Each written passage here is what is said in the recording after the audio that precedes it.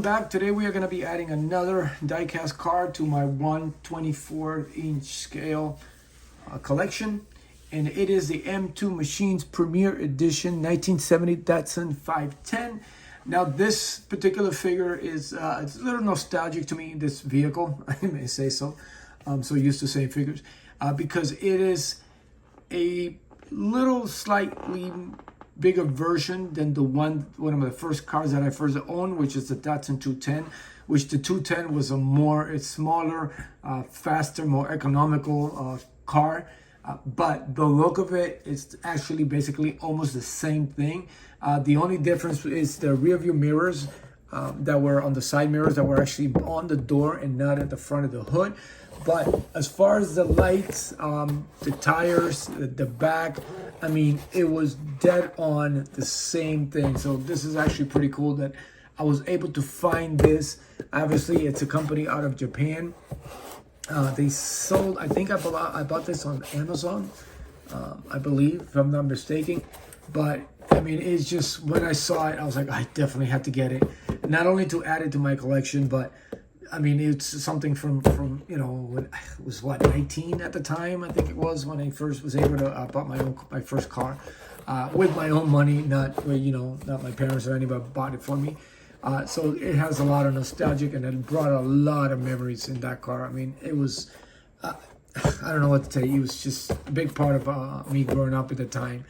Being an adult, getting a job, having a car, driving to New York City every weekend, that 3.5 hour drive to go to the Bronx and go to to Brooklyn and hang out for the weekend and go back to Boston on Monday to go back to work. I mean, those were the memories. But we're going to quickly unbox this as we do here on the channel. We're going to go over the details of it, see what was similar to what I have and what may be different, and then we'll call it a day. So without further ado, as we do here on the channel, I'm going to get this car out of the box, and I will be right back.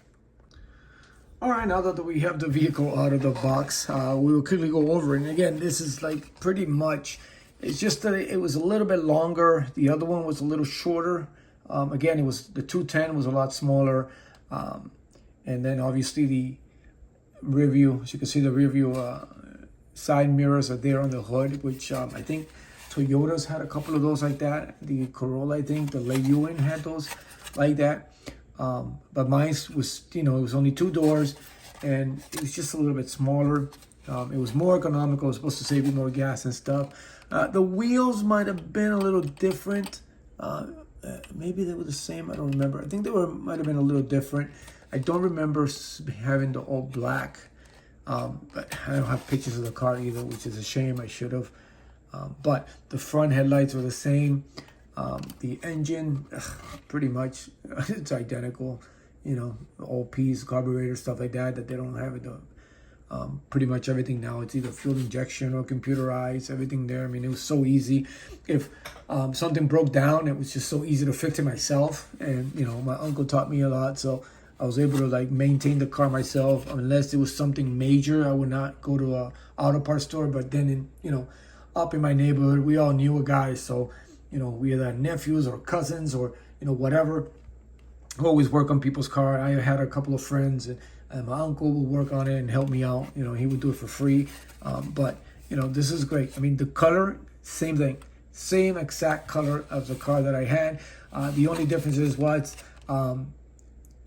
the whole side here fender was black, because I had the guy that I bought it for had an accident, and I was fixing it up, and it was spray painted black. But other than that, the same color, everything was the same. The little vent there that they had on the back of it was exactly the same. Let's see what else. Yeah, when you look at the inside, the only you can see the shifters right on the steering wheel. I don't know if you guys can see it. You maybe can see it from here. The only difference was my shifter was in the middle console.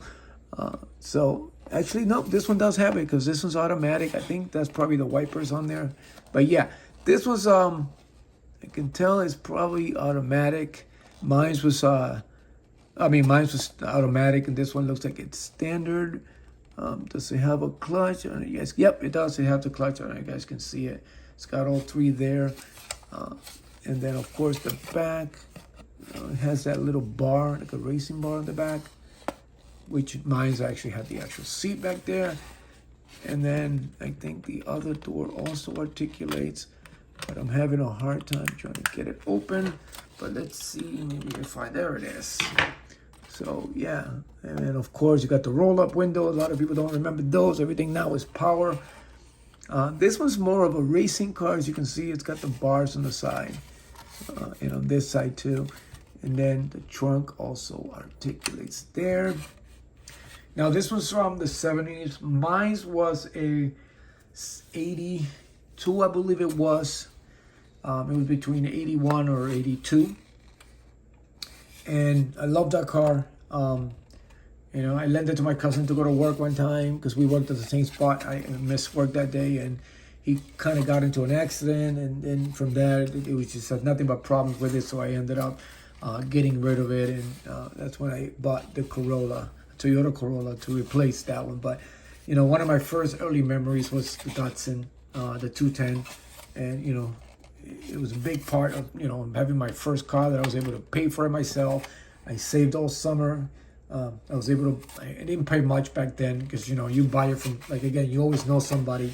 So the person that I bought it for, I think I bought it for like $400, I think it was at the time.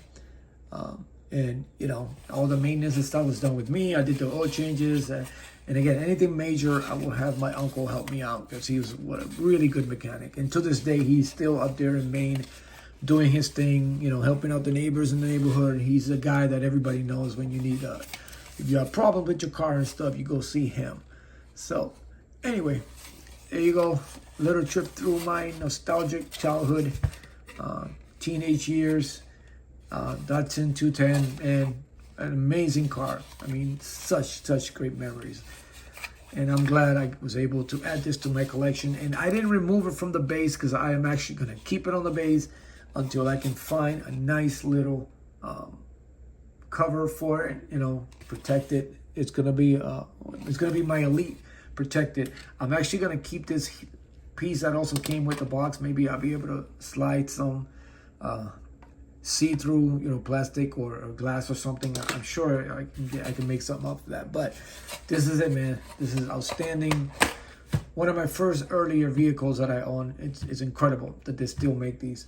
And I was also able to find a version of the Toyota Lewin that I also own. So that should be coming down the line. So stay tuned for that video. So again, thank you for tuning in to my diecast collection. These videos are going to be shorter. I mean, I don't think I'm ever going to go past 6-7 minutes on these videos because it's just quickly.